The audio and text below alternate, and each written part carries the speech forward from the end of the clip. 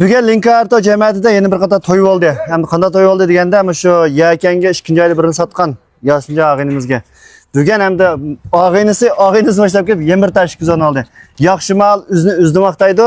Meni xap qilmay bilan manfaatlik uchun mallada alog'in do'st birodarlarim tujan qilib mag'inam men bir tal asam bo'ldi deb billa boshlab kelib bugun meni oldi hamda. Mulozimat jihatdan yaxshi bo'lganlik uchun so'ng qo'rqmay mushulaq tujan qilib billa olib keldim.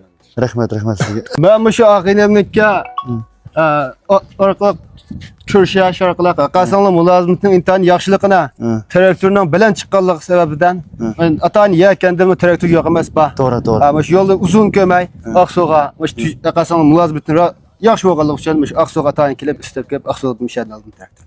Rahmat. Kelgan shu azam berdikmi? Azam berdilar. Rahmat sizga. Emas ishlatish nasib qilsin. Ma'qul. Sizga rahmat amsa. Haqqasanligim rahmat. Ondan pojam etib uyanladi bari qana ikkinchi qo'l tumilarni yengisi qalmoqchi tuzag'im bo'ldi. Mushunga o'xshashman. Naq pul sanab kelsanlar bo'ldi. Bugungi savdo butun naq pul. Rahmat sizlarga amsa.